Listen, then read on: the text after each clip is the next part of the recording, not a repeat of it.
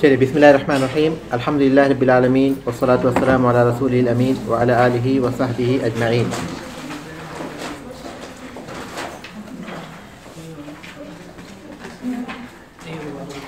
فقہ کا سبق باب الحوالۃ والضمان. باب الحوالۃ والضمان میں جانے سے پہلے ایک بار باب احکام الدین کی جو آخری عبارت ہے اس کو ایک بار پھر کر لیں گے، کیونکہ پتہ چلا مجھے کہ وہ واضح نہیں ہوا تھا، تو وہ عبارت کو ہم لوگ حل کرتے ہوئے انشاءاللہ آگے بڑھیں گے. آخری عبارت کے الفاظ ہیں، آخری جو مسئلہ ہے وہ ہے فَإِن وَجَبَ لَهُ حَقٌّ بِشَاهِدٍ فَأَبَى أَنْ يَحْلِفَ لَمْ يَكُنْ لِغُرَمَائِهِ أَنْ يَحْلِفُوا. فَإِن وَجَبَ لَهُ حَقٌّ بِشَاهِدٍ، اگر اس کا کوئی حق ہو اور اس کا کوئی گواہ ہو، یعنی جو مفلس ہو چکا ہے اس کا کوئی حق ہے کسی شخص پر اور اس کا کوئی گواہ ہو، فَأَبَى أَنْ يَحْلِفَ، اور وہ قسم کھانے سے انکار کرے، لَمْ يَكُنْ لِغُرَمَائِهِ أَنْ يَحْلِفُوا، تو اس کے قرض خواہوں کو اس بات کی اجازت نہیں ہوگی یا یہ بات ان کے لیے درست نہیں ہوگی کہ وہ قسم کھائیں. اس کا مفہوم یہ ہے کہ مفلس کا، جو آدمی مفلس ہو چکا ہے اور جس پر پابندی لگائی جا چکی ہے، اس کا مال اس کے قرض خواہوں میں تقسیم کیا جا رہا ہے. یہی بات ہے نا؟ تو اسی کے سیاق میں یہ مسئلہ ہے. تو مفلس کا کوئی مال کسی شخص پر ہے اور اس کا کوئی گواہ ہے. مالی امور میں، مالی امور کے ثبوت کے لیے، یعنی اس حق کے ثبوت کے لیے دو گواہ ضروری ہے. وَاسْتَشْهِدُوا شَهِيدَيْنِ مِن رِجَالِكُمْ، تمہارے مردوں میں سے دو گواہ. مالی امور میں یہی حکم ہے کہ کسی بھی حق کے ثبوت کے لیے دو گواہ چاہیے، ٹھیک ہے؟ لیکن یہاں ایک گواہ ہے. اگر ایک گواہ ہو تو پھر وہ جو صاحب حق ہے، جس کا حق ہے، اس کی قسم لے کر فیصلہ کیا جا سکتا ہے. اس کی قسم لے کر، یعنی ایک گواہ اور اس کی صاحب حق کی قسم کے ساتھ، گواہ دینے والا گواہی دے کہ ہاں اس شخص کا اتنا مال فلاں شخص پر ہے، اور اس کے پاس دوسرا گواہ نہیں ہے جو صاحب حق ہے، تو وہ قسم کھائے کہ ہاں میں قسم کھاتا ہوں کہ میرا مال اس شخص پر ہے. اللہ کے رسول صلی اللہ علیہ وسلم نے اس طرح کا فیصلہ کیا تھا. جہاں دو گواہ نہیں تھے تو آپ صلی اللہ علیہ وسلم نے ایک گواہ اور پھر صاحب حق کی قسم کی بنیاد پر فیصلہ کیا تھا. تو راجح بات یہی ہے کہ دو گواہ نہ ہونے کی صورت میں ایک گواہ ہے تو ایک گواہ اور پھر صاحب حق کی قسم کی بنیاد پر فیصلہ کیا جائے گا. تو اب یہاں اس کا جو حق کسی اور شخص پر ہے، اس کا ایک گواہ ہے. اب اگر یہ قسم کھا لیتا وہ حق وہ ثابت ہو جائے گا، ٹھیک ہے؟ مفلس اگر قسم کھا لے گا تو واضح ہے نا؟ وہ قسم نہیں کھائے، وہ قسم نہیں کھا رہا ہے تو اس کو قسم پر مجبور نہیں کیا جائے گا، کیونکہ ہو سکتا ہے جو گواہ ہے وہ جھوٹ بول رہا ہو. اور پھر جو دوسرے قرض خواہ ہیں اگر وہ بولیں کہ ہم قسم کھاتے ہیں تو ان کی قسم کا اعتبار بھی نہیں ہوگا، کیونکہ وہ کسی دوسرے کی ایسی ملکیت کے بارے میں قسم کھا رہے ہیں جس سے ان کا مفاد وابستہ ہے. کیونکہ اگر مفلس کو وہ مال ملے گا تو ان کو اس میں حق ملے گا، ان کو اس میں حصہ ملے گا قرض خواہ ہونے کی حیثیت سے. تو ان کی قسم کا اعتبار اس لیے نہیں ہوگا کہ وہ دوسرے کی ایسی ملکیت کے بارے میں قسم کھا رہے ہیں جس کا ان کو فائدہ ہونے والا ہے. تو اس کا مطلب یہ ہوا کہ مفلس کا اگر کوئی حق کسی شخص پر ہو تو اور اس کے پاس ایک گواہ ہو اور وہ قسم کھانے سے انکار کرے، کیونکہ اگر وہ قسم کھائے گا تو وہ چیز ثابت ہو جائے گی. قسم کھانے سے انکار کرے تو اسے مجبور نہیں کیا جائے گا، کیونکہ ہو سکتا گواہ جھوٹ کہتا ہو. اور دوسرا یہ کہ دوسرے جو قرض خواہ ہیں اگر وہ کہیں کہ ہم قسم کھاتے ہیں تو ان کی قسم کا اعتبار بھی نہیں ہوگا. گواہ جو ہے وہ جو مفلس ہو گیا اس کا، یہ جو قرض دار مفلس ہو گیا اس کا ہے، یعنی ایک آدمی گواہی دے رہا ہے کہ اس شخص کا کچھ حق دوسرے کسی شخص پر ہے اور وہ گواہی دے رہا ہے کہ میں اس کا گواہ ہوں، دوسرا گواہ نہیں ہے. تو اب وہ قسم کھائے گا، وہ قسم کھائے تو ثابت ہو جائے گا، لیکن وہ قسم نہیں کھا رہا ہے تو اسے مجبور نہیں کیا جائے گا.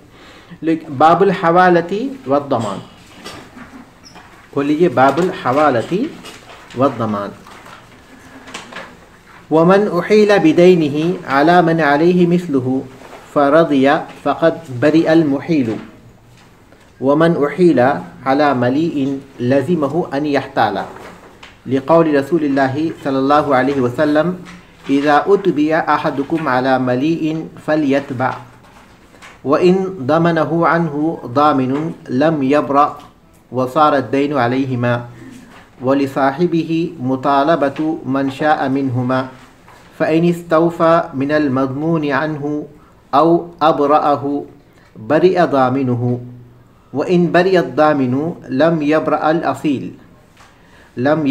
असील व इन इस्तौफा मिन अद्दामिनी रजअ अलैहि वमन कफिला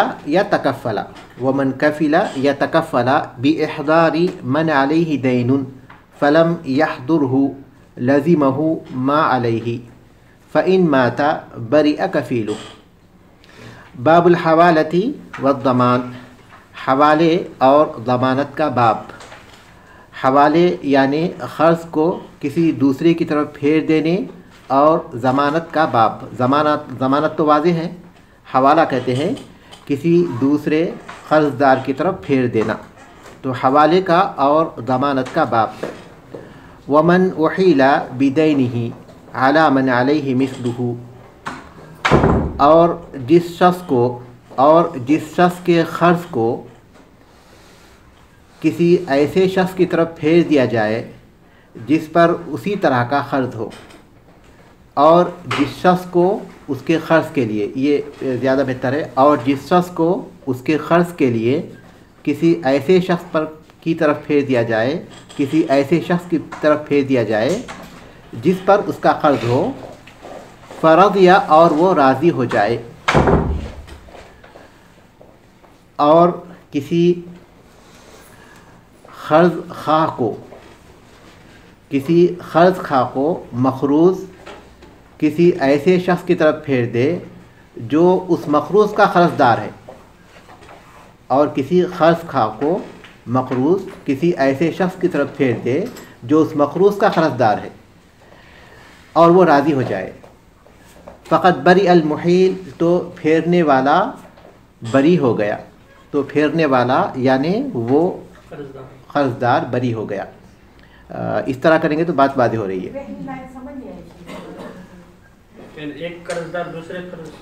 एक शख्स अपने क़र्ज़ को किसी दूसरे शख्स की तरफ फेर रहा है जिसके पास उसका क़र्ज़ है। मिसाल के तौर पर ज़ैद मक़रूज़ है बकर का, और बकर ज़ैद से क़र्ज़ का मुतालबा करे, तो ज़ैद कहे कि अम्र मुझे क़र्ज़ देना है, लिहाजा मैं जो तुम्हें क़र्ज़ देना है वो तुम अम्र से ले लो। यानी ज़ैद मक़रूज़ है बकर का, और बकर जब क़र्ज़ का मुतालबा करे तो ज़ैद कहे कि मेरा क़र्ज़ अम्र पर है, तुम अम्र से क़र्ज़ ले लो, तो ये है हवाला। राज़ी होना चाहिए। हाँ, इन फ़रज़िया, बस वो राज़ी हो जाए। वमन उहीला बिदैनिही, और जिसको उसके क़र्ज़ के लिए फेर दिया जाए, अला मन अलैहि मिस्लुहु, इस ऐसे शख्स की तरफ जिस पर उसी की मानिन क़र्ज़ हो, फ़रज़िया, और वो राज़ी हो जाए। फ़क़त बरी अल मुहीलु, तो फेरने वाला बरी हो गया। वमन उहीला अला मलीइन, और जो किसी ऐसे शख्स की तरफ फेरा जाए जो मालदार हो, लज़िमहु अन यहताला, तो ज़रूरी है, लाजिम है कि वो उसे कबूल करे, तो लाजिम है कि वो उसकी तरफ फिर जाए। लिक़ौल रसूलुल्लाह सल्लल्लाहु अलैहि वसल्लम, रसूलुल्लाह सल्लल्लाहु अलैहि वसल्लम के इस फरमान की वजह से, इज़ा उतबिया अहदुकुम, जब तुम में से किसी शख्स को किसी के तरफ फेरा जाए या किसी के पीछे भेजा जाए या किसी के पीछे लगाया जाए, अला मनीअन, इज़ा उतबिया अहदुकुम, जब तुम में से किसी को पीछे लगाया जाए, अला मलीइन, किसी मालदार के पीछे फेरा जाए या किसी मालदार के पीछे लगाया जाए, फलयतबा, तो चाहिए कि वो उसकी तरफ जाए, व इन दमिनहु अनहु दामिनुन, और अगर उसकी तरफ से यानी क़र्ज़दार की तरफ से कोई ज़मानत ले ले, कोई ज़ामिन ज़मानत ले ले, व इन दमिनहु, और अगर उसकी तरफ से यानी क़र्ज़दार की तरफ से कोई ज़ामिन ज़मानत ले ले, लम यब्रा, तो वो बरी नहीं होगा, यानी क़र्ज़दार बरी नहीं होगा। वो सारत दैन अलैहिमा, और क़र्ज़ की ज़िम्मेदारी उन दोनों पर होगी, वली साहिबिही मुतालबतु मन शाअ मिनहुमा, और साहिब क़र्ज़ को उनमें से जिससे चाहे मुतालबा करने का हक़ होगा। वली साहिबिही, और साहिब क़र्ज़ को मुतालबतु मन शाअ मिनहुमा, उन दोनों में से जिससे चाहे क़र्ज़ मांगने का, قرض پوچھنے کا، قرض کے مطالبے کا حق ہوگا۔ فَإِنِ اسْتَوْفَى مِنَ الْمَضْمُونِ عَنْهُ، اور اگر وہ جس کی ضمانت لی گئی ہے، مضمون عن یعنی قرض دار، مضمون عن کون ہے؟ وہ قرض دار ہے، اور اگر وہ مضمون عن یعنی قرض دار سے قرض حاصل کر لے، اور اگر وہ قرض حاصل کر لے مضمون عنہ سے یعنی جس کی ضمانت لی گئی ہے، کون ہے وہ؟ قرض دار سے، او ابراہ یا وہ مضمون عنہ جس کی ضمانت لی گئی ہے وہ ضامن کو بری کر دے، او ابراہ یا ضامن کو بری کر دے، تم نے ضمانت لی ہے لیکن اب مجھے تمہاری ضمانت کی کوئی ضرورت نہیں ہے، بری ضامنہ، تو اس کا ضامن بری ہو گیا۔ اور اگر مضمون کی طرف سے، مضمون عنہ کی طرف سے قرض حاصل ہو جائے یا مضمون عنہ یعنی قرض دار کفیل کو بری کر دے تو اس کا ضامن کو بری کر دے تو اس کا ضامن بری ہو گیا۔ وَإِن بَرِئَ الضَّامِنُ، اور اگر ضامن بری ہو جائے، لم یبرأ الاصیل، تو جو اصل قرض دار ہے، جو مضمون عنہ ہے، وہ بری نہیں ہوگا۔ وَإِن بَرِئَ الضَّامِنُ، ضامن بری ہو جائے، لم یبرأ الاصیل، جو اصل ہے یعنی مضمون عنہ قرض دار، وہ بری نہیں ہوگا۔ وَإِنِ اسْتَوْفَى مِنَ الضَّامِنِ رَجَعَ إِلَيْهِ، اور اگر قرض حاصل ہو جائے ضامن کی جانب سے تو پھر ضامن اس کی جانب لوٹے گا، اس کے پاس لوٹ جائے گا، یعنی مضمون عنہ کے پاس لوٹے گا، وہ اپنا دیا ہوا قرض مضمون عنہ سے وصول کر سکتا ہے۔ وَإِنِ اسْتَوْفَى مِنَ الضَّامِنِ، اور اگر قرض وصول ہو جائے، حاصل ہو جائے ضامن کی طرف سے، رجع علیہ، تو ضامن مضمون عنہ کے پاس لوٹے گا۔ وَمَنْ كَفِلَ يَتَكَفَّلَ بِإِحْضَارِ مَنْ عَلَيْهِ دَيْنٌ، اور جو اس بات کی کفالت لے، اور جو اس شخص کو حاضر کرنے کی کفالت لے جس پر قرض ہے، اور جو اس شخص کو حاضر کرنے کی کفالت لے جس پر قرض ہے، فلم يحضرہ، اور اسے حاضر نہ کر سکے، لزمہ ما علیہ، تو اس پر وہی چیز لازم ہوگی جو اس پر لازم ہے جس کی اس نے کفالت لی ہے، تو اس پر وہی لازم ہوگی جو اس کے مکفول پر لازم ہے، اس پر وہی لازم ہوگی جو اس کے مکفول جس کی اس نے کفالت لی ہے اس پر لازم ہوتی ہے۔ فَإِن مَاتَ بَرِئَ كَفِيلُهُ، اور اگر وہ مر جائے یعنی اس کا مکفول، تو اس کا کفیل بری ہو جائے گا، اور اگر وہ مر جائے تو اس کا کفیل بری ہو جائے گا۔ اس چھوٹے سے باب میں 3 معاملات بیان کیے گئے، ایک حوالہ، اور دوسرا ضمان، اور تیسرا کفالہ۔ حوالہ، ضمانت اور کفالت معاملات، یہ تین قسم کے معاملات اس میں بیان کیے گئے ہیں۔ انسان کو مختلف حالات میں مختلف ظروف کے پیش نظر ان چیزوں کی ضرورت پیش آتی ہے، اس لیے اس کے تمام احکام واضح کیے گئے ہیں۔ حوالہ یہ تحویل سے ہے یا تحول سے ہے، جس کے معنی پھیرنے کے ہیں۔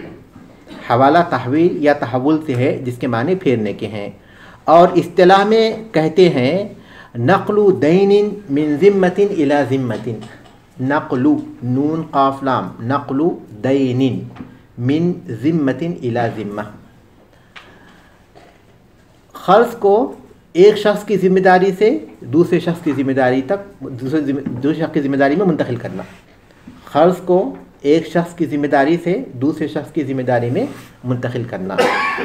اس کی شکل یہ ہے، جیسا کہ میں نے مثال دی کہ زید بکر کا مقروض ہے، اور بکر زید سے قرض کا مطالبہ کرے، تو زید کہے کہ جو رقم میں تمہیں دینی ہے اتنی ہی رقم مجھے عمرو سے وصول ہونی ہے، عمرو میرا مقروض ہے، لہذا تم اپنی وہ رقم عمرو سے لے لو۔ یہ اس کی صورت اور شکل ہوتی ہے، اور یہ ثابت ہے، اس کا حکم ثابت ہے، اور یہ تعاون اور احسان کے باب سے ہے، تعاون اور احسان کے باب سے ہے، اور اس کے ثبوت میں یہ حدیث ہے جو یہاں مذکور ہے، جو حدیث یہاں مذکور ہے وہ ہے، اس کے علاوہ اور بھی احادیث ہیں۔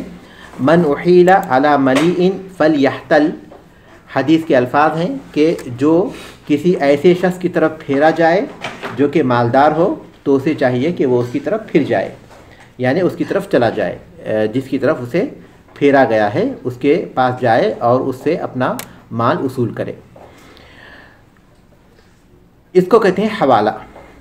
तो इसके बारे में मौलिक रहमतुल्लाह अलैह कहते हैं कि वमन उहीला बिदैनिही, जो फेरा जाए अपने क़र्ज़ के मामले में।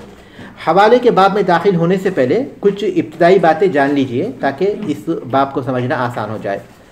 इसमें तीन तरफ हैं। पहला मुहाल है, जो साहिब हक़ है, जिसको फेरा जाता है, जो क़र्ज़ खा है। पहला तरफ है अल मुहाल, जो साहिब हक़ है, जिसको फेरा जाता है और वो क़र्ज़ खा है।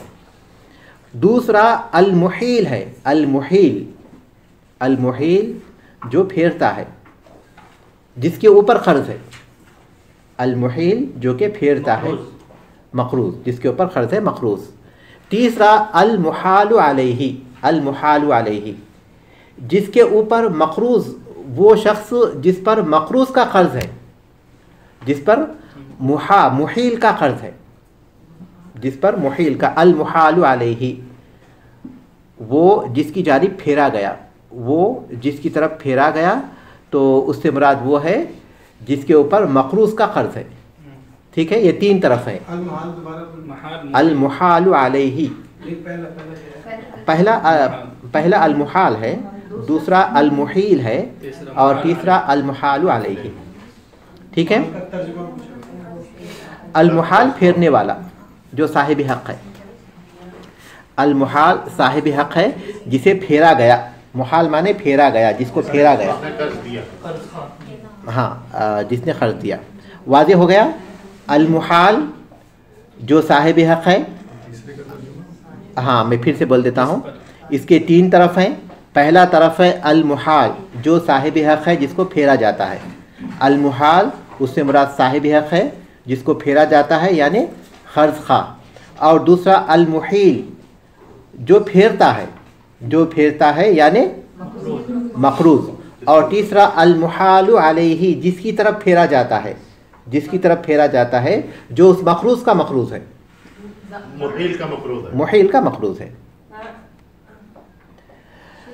ये जायज़ है चार शर्तों के साथ। फेरना, क़र्ज़ को एक शख्स से दूसरे शख्स की जानिब फेरना, ये जायज़ है चार शर्तों के साथ। पहली शर्त ये है कि दोनों हुकूक़ बराबर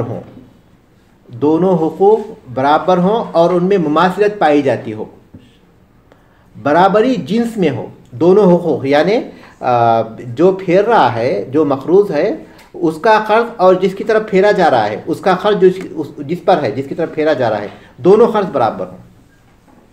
ठीक है, पहली शर्त यह है कि दोनों क़र्ज़ बराबर हों और बराबरी तीन चीज़ों में हो, जिन्स में हो। जिन्स का मतलब ये है कि सोना, ये भी उसको सोना देना हो यानी दीनार, तो वो भी उसको दीनार देना हो। ये भी इसको दिरहम देना हो तो वो भी उसको दिरहम देना हो। ये भी इसको रियाल देना हो तो वो भी उसको रियाल देना हो। अगर ये इसको सोना देना हो और वो उसको चांदी देना हो तो नहीं फेरा जा सकता। और ये उसको गेहूं देना हो, वो उसको चावल देना हो तो नहीं फेरा जा सकता। जिन्स में बराबरी होना, हाँ, जिन्स में बराबरी होना। दूसरी सिफत में बराबरी होना, ये उसको खजूर सुक्करी देना है और वो उसको अंबरी देना है तो नहीं फेरा जा सकता। सिफत में बराबरी होना, जो चीज़ इसको वो ये शख्स देना है, जो चीज़, हाँ, यानी जो चीज़ मुहील पर है वही चीज़ मुहाल अलैहि पर होना। ठीक है। और तीसरा ये कि दोनों के ख़र्च का वक्त बराबर हो। ये जो शख्स है, अब जिसको फेरा जा रहा है मुहाल, मुहील अब उसको ख़र्च देना है, और जिसकी तरफ वो फेर रहा है मुहाल अलैहि, वो उसको जो है 1 साल के बाद ख़र्च वापस करना है, तो नहीं फेरा जा सकता। मुद्दत दोनों के ख़र्च की उसूली की क्या हो, बराबर हो। तो 3 शर्तों के साथ ये जायज़ है। पहली शर्त क्या है, दोनों जिन्स में दोनों में बराबरी हो। तो 3 चीज़ों में बराबरी हो। पहली चीज़ ये कि जिन्स में बराबरी हो, दूसरी चीज़ है कि सिफत में बराबरी हो, तीसरी चीज़ है कि ख़र्च की अदायगी की जो मुद्दत है उसमें बराबरी हो। ये पहली शर्त है। और दूसरी शर्त ये है कि मुहाल जिसको फेरा जा रहा है वो उस पर राज़ी हो, और बाद हालात में मुहील भी राज़ी हो, मुहील फेरने वाला। क्योंकि अगर मुहाल ये कहे کہ جو شخص تمہیں قرض دینا ہے وہ میرے ہی قریے میں رہتا ہے، لہٰذا میں جو ہے تم سے قرض دینے کے بجائے تمہارا جو قرض اس پر ہے میں اس سے لے لوں گا، تو اس کی رضامندی کی بھی ضرورت پیش آ سکتی ہے۔ اس لیے بعض اہل علم نے مؤلف رحمۃ اللہ علیہ کے الفاظ سے تو یہ معلوم ہوتا ہے کہ جہاں انہوں نے لکھا فرضیہ تو اس کا مطلب یہ کہ انہوں نے محال کی رضامندی لکھا ہے، لیکن بعض اہل علم نے محیل کی رضامندی کا بھی ذکر کیا ہے، لیکن اس کی بھی ضرورت پیش آ سکتی ہے۔ لیکن عام طور پر رضامندی ہو جس کو پھیرا جا رہا ہے اس کو، لیکن جس شخص کو پھیرا جا رہا ہے یعنی محال، اس کو اگر کسی مالدار کی طرف پھیرا جا رہا ہے تو اس کو راضی ہونا چاہیے، کیونکہ حدیث صاف طور پر ہے۔ ٹھیک ہے، دوسری شرط کیا ہوئی؟ ہاں آپ صاحب کتاب کے مطابق جو ہے یہی لکھیے کہ محال راضی ہو۔ ہاں، تیسری شرط یہ ہے کہ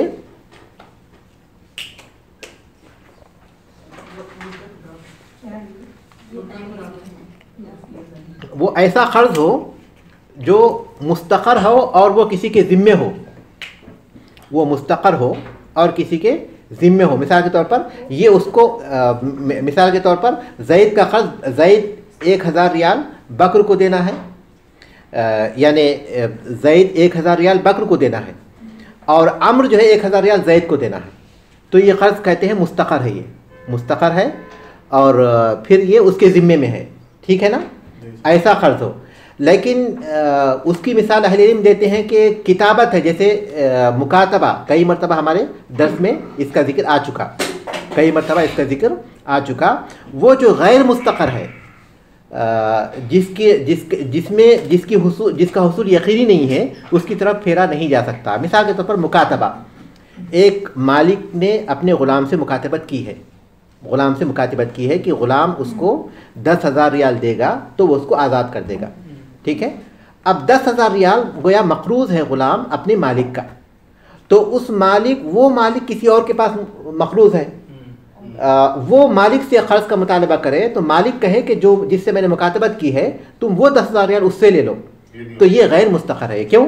کیونکہ جو غلام ہے وہ اپنے عقد کو فسخ بھی کر سکتا ہے، یہ غیر مستقر ہے، وہ عاجز بھی آ جا سکتا ہے، غلام جو ہے قرض کی ادائیگی سے عاجز بھی آ سکتا ہے، تو اس لیے اس کو غیر مستقر کہتے ہیں۔ یا پھر عورت کا مہر ہے، کسی سے عقد ہو جائے اور عورت کا جو ہے مہر طے ہو جائے اور وہ عورت کسی کو مقروض ہو اور ابھی طے ہوا وہ مہر لیکن ابھی عقد نہیں ہوا، عقد سے پہلے عورت وہ کسی کو قرض دینا ہو اور وہ کہے کہ میرا جو قرض ہے وہ تم میرے شوہر سے لے لو، مہر اس کا واجب حق ہے عورت کا، تو وہ عورت اپنے جو قرض خواہ ہے اس سے کہے کہ تمہارا جو قرض ہے وہ میرے شوہر سے لے لو تم، کیونکہ وہ میرا مہر ہے۔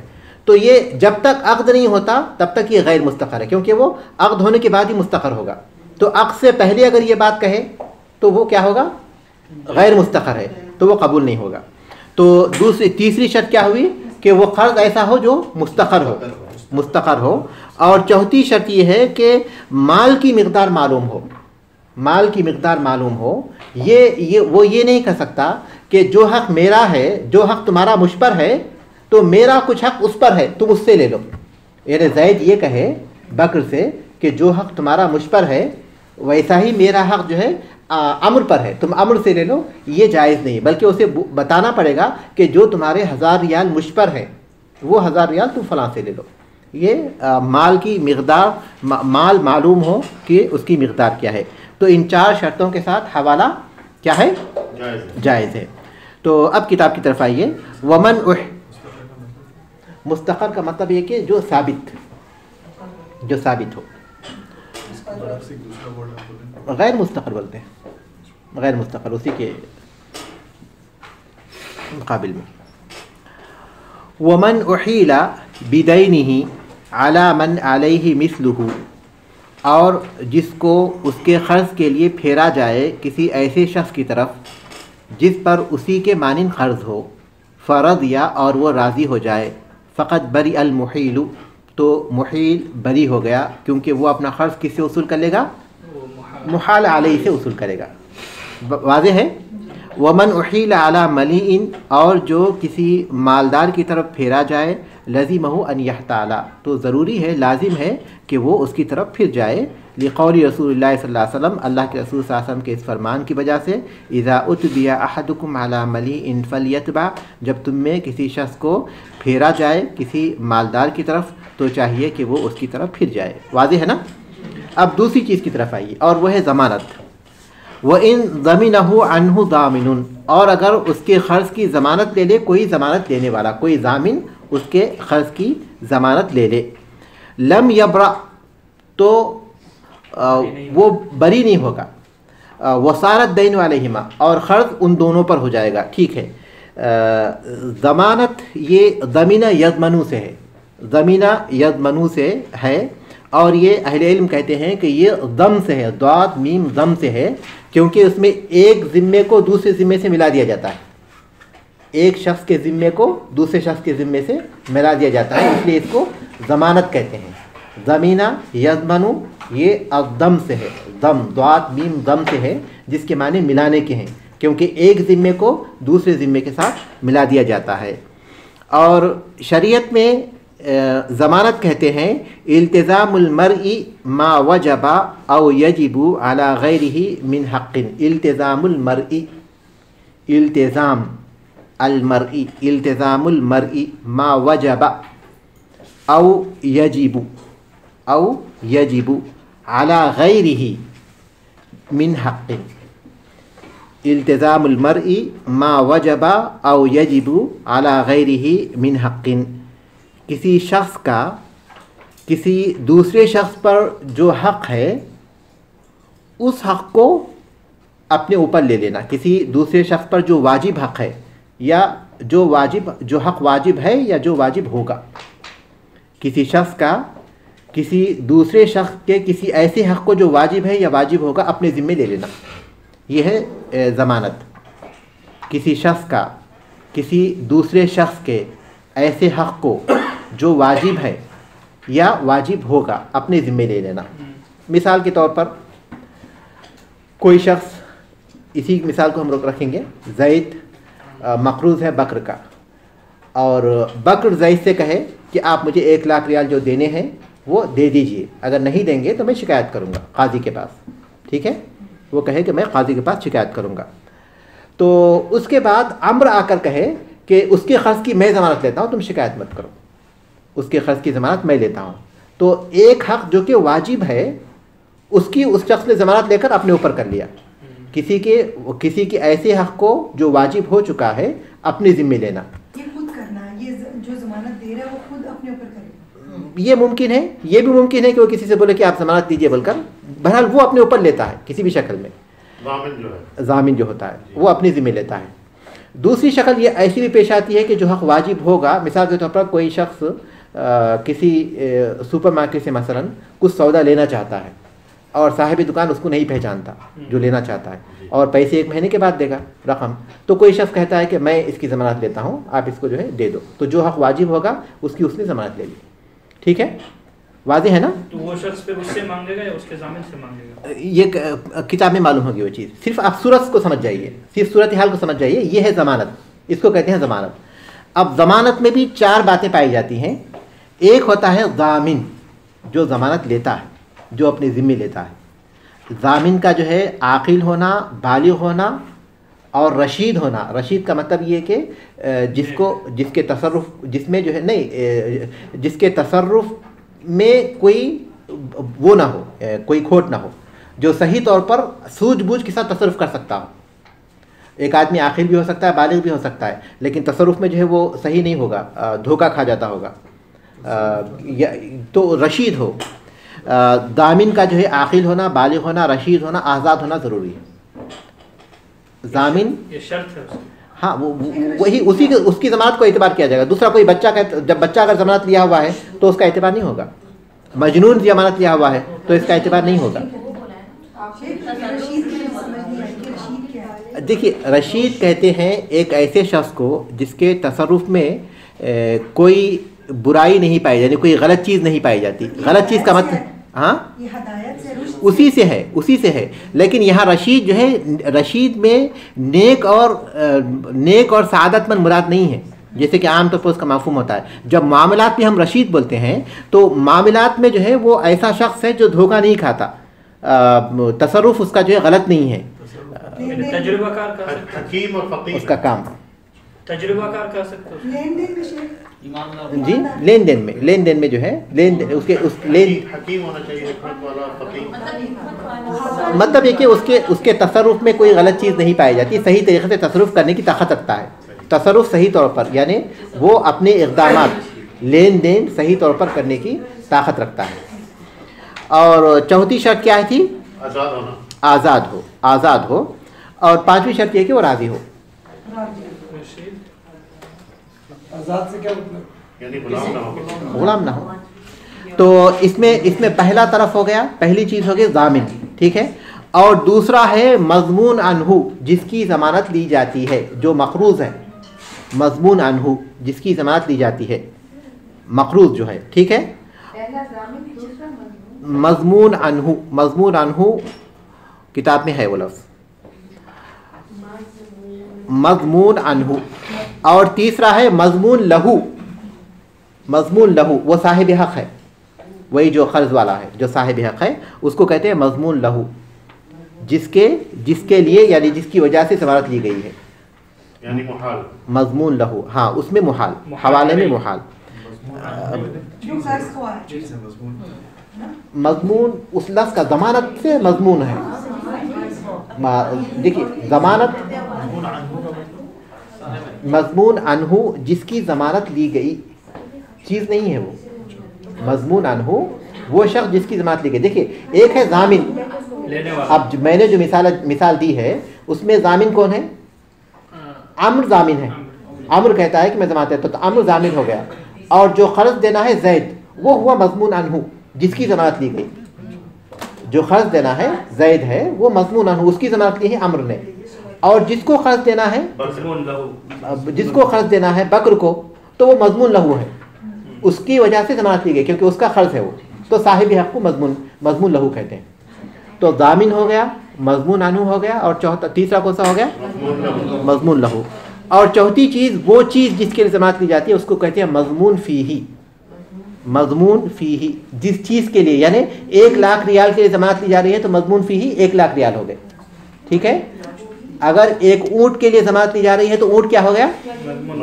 مضمون فیہ ہو گیا. وہ چیز ہو گئی، وہ چیز مضمون فیہ سے مراد وہ چیز ہے جس کی ضمانت لی جاتی ہے.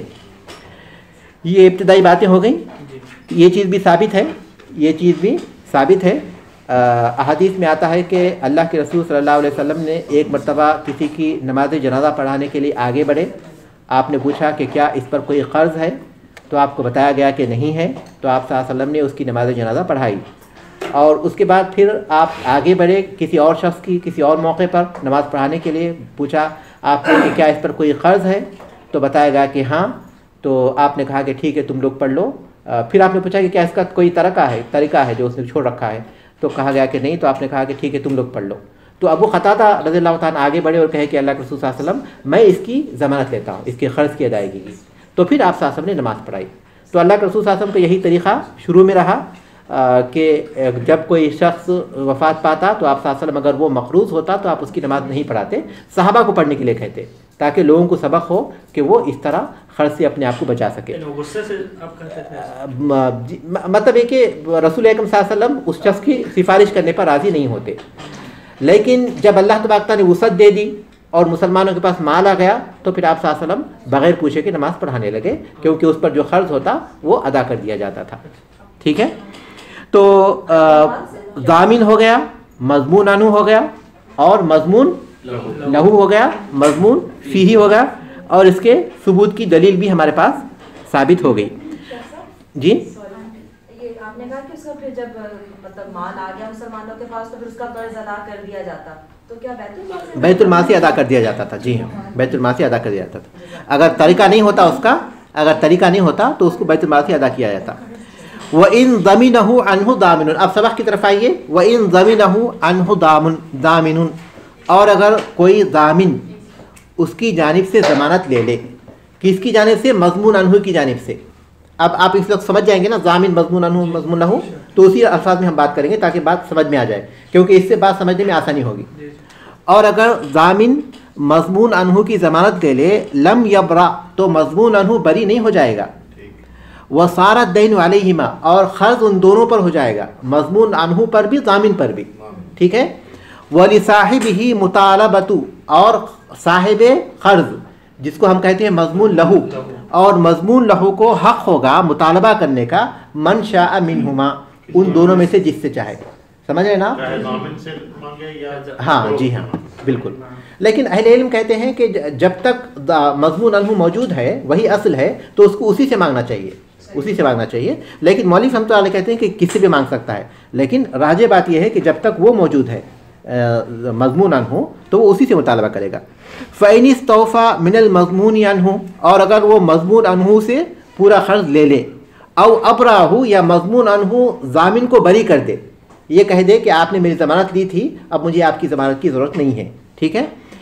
بری ضامنہ تو اس کا ضامن بری ہو جائے گا دونوں صورتوں میں، مضمون انہو قرض واپس کرنے کی صورت میں بھی یا پھر مضمون انہو اپنی الفاظ کے ذریعے ضامن کو بری کرنے کی صورت میں بھی، دونوں صورتوں میں وہ ضامن بری ہو جائے گا. ٹھیک ہے.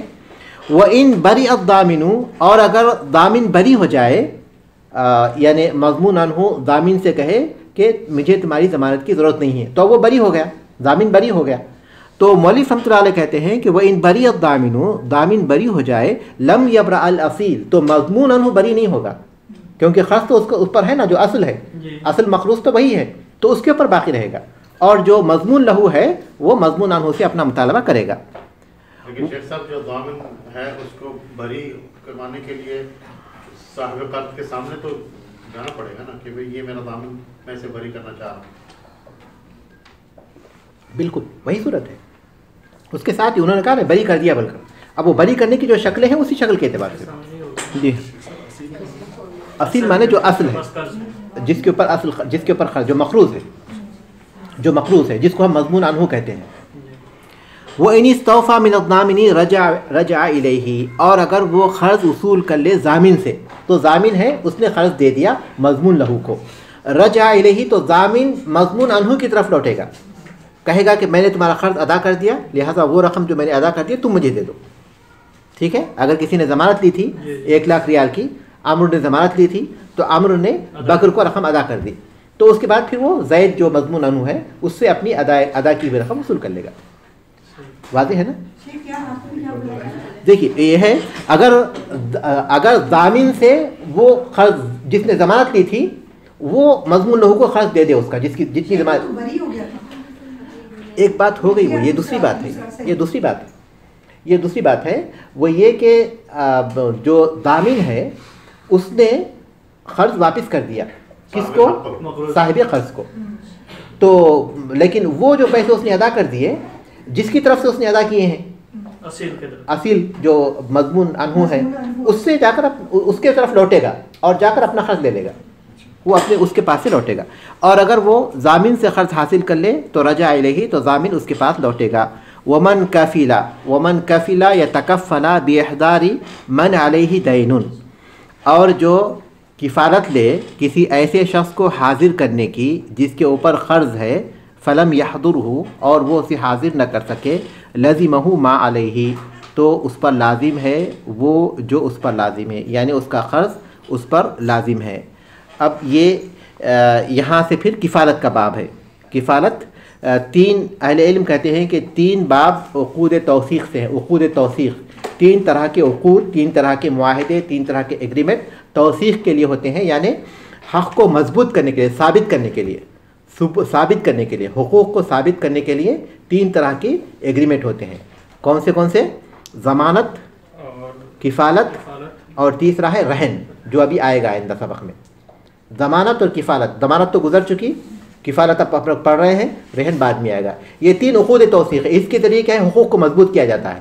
کوئی شخص اگر ضمانت لے لے تو آدمی کے حق کی مضبوطی ہو جاتی ہے، ثابت ہو جاتا ہے. اور اگر کوئی کفالت لے لے تو بھی، اور پھر کوئی چیز رہن رکھ دے تو بھی اس کا حق مضبوط ہو جاتا ہے. تو یہ 3 جو ہے عقود توثیق ہیں.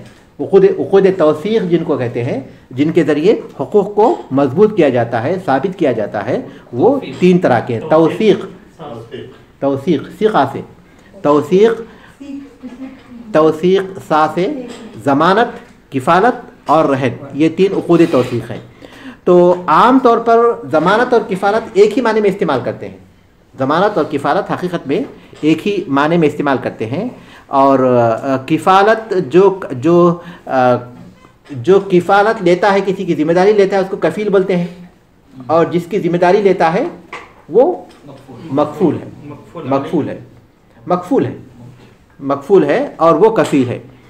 تو اگر کسی شخص کا کسی پر کوئی حق ہے، کسی کا پر کوئی حق ہے اور بولے کہ تمہارے حق کی واپسی کے لیے میں اس کو لے کر آؤں گا، مثال کے طور پر اسی مثال کو ہم لوگ آگے بڑھاتے ہیں کہ بکر کا قرض ہے زید پر، اور امر اس بات کی کفالت لے کہ تمہارے قرض کی واپسی کے لیے میں اس کو لے کر آؤں گا، زید کو حاضر کروں گا، زید کو میں حاضر کروں گا، لے کر آؤں گا تاکہ تم اپنا قرض وصول کر لو۔ تو کہتے ہیں مؤلف ومن کفل باحضار من علیہ دین، اور جو کفالت لے، یہ کفالت بالابدانی ہوتی ہے، یہ جو کفالت ہے بدن کے ذریعے، یعنی اس کو حاضر کرنے کی، اس کے قرض کی کفالت نہیں لی اس نے، بلکہ اس کو لے کر آنے کی، اس کی کفالت ہے۔ تو وہ جو کفالت لے کسی ایسے شخص کو حاضر کرنے کی جس پر قرض ہے، فلم یحضرہ، اور وہ حاضر نہ کر سکے، لزمہ ما علیہ، تو جو اس پر لازم ہے، جو مکفول پر ہے، وہی کفیل پر لازم ہوگا، اس پر لازم ہوگا وہی جو کہ اس پر لازم ہے۔ تو 1 لاکھ ریال اگر وہ دینے تھے تو وہ 1 لاکھ ریال جو کہ زید پر تھے وہ امر پر ہو جائیں گے، یہ مولوی رحمۃ اللہ علیہ کا کہنا ہے۔ لیکن ظاہر ہے کہ یہ اسی وقت ہوگا جب کہ وہ اس کے قرض کی بھی کفالت کرے، لیکن اگر صرف اس کو حاضر کرنے کی ضمانت، کیونکہ اس کے حاضر کرنے کی کفالت کی بنیاد پر ہی اس نے اسے قرض دیا ہے، اس کو حاضر کرنا، کیونکہ تم مجھے قرض دینے کے لیے آؤ گے، اس پر اس کو اس وقت تک اعتماد نہیں ہو سکتا تھا جس نے قرض دیا ہے، یعنی بکر جو ہے اس وقت تک زید کو قرض نہیں دیتا تھا جب تک کہ اس نے اس کی کفالت نہیں لی اور یہ نہیں کہا کہ تم فکر مت کرو میں اس کو حاضر کروں گا، تو اس کی بنیاد پر ہی تو اس نے اسے قرض دیا ہے۔ تو اس لیے مولوی رحمۃ اللہ علیہ کہتے ہیں کہ اگر وہ حاضر نہیں کر پائے گا تو اس کو دینا پڑے گا۔ لیکن بعض اہل علم کہتے ہیں کہ اگر اس نے قرض کی بھی ذمہ داری لی تھی تو اس کو دینا پڑے گا، اگر قرض کی ذمہ داری نہیں لی تھی، صرف احضار کی ذمہ داری لی تھی، تو اس کو حاضر کرنے پر مجبور کیا جائے گا کسی بھی طریقے سے، تعزیر کی سزا دے کر کچھ بھی ہو، لیکن جب اس نے حاضر کرنے کی کفالت لی ہے تو اسے حاضر کرنے پر مجبور کیا جائے گا۔ لیکن یہاں جو بات ہے وہ یہ کہ اگر کوئی شخص کسی شخص کو، کسی مخروض کو حاضر کرنے کی کفالت لے تو اس پر لازم ہوگی وہ چیز جس کی اس نے کفالت لی ہے۔ لیکن فَإِن مَاتَ، اور اگر وہ مکفول مر جائے، جس کی کفالت لی گئی ہے وہ مر جائے، بَرِئَ کفیلہ، تو اس کا کفیل بری ہوگا، کیونکہ کسی کو حاضر کرنا تو اس کی زندگی میں ممکن ہے، لیکن وہ تو مر چکا ہے، تو اس لیے حاضر کرنے کی جو بات تھی وہ ختم ہو گئی۔ لیکن اگر پیسے دینے کی باتیں کرے گا تو پھر اس کو دینا پڑے گا، دونوں صورتیں ختم ہو گئی، کہ پیسے کا مطالبہ بھی نہیں ہوگا اور نہ ہی اس کو حاضر کرنے کا مطالبہ تو ہو ہی نہیں سکتا۔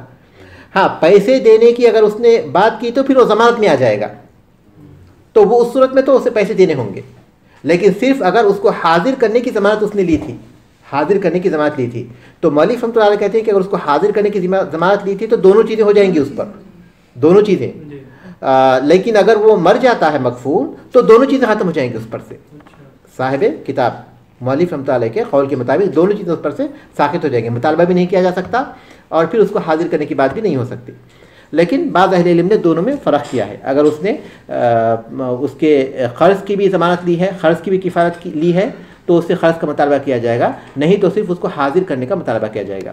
لیکن اگر اس نے قرض کی کفالت نہیں لی تھی تو اس کے مرنے کے بعد بھی اس سے قرض کا مطالبہ نہیں کیا جائے گا، لیکن اگر اس نے قرض کی کفالت لی تھی یا ضمانت لی تھی تو ایسی صورت میں وہ ضامن ہوگا، جو ذمہ دار ہوگا اور قرض کو واپس کرنے کا پابند ہوگا۔ ٹھیک ہے، کوئی سوال ہے اس سلسلے میں؟ واضح ہے نا؟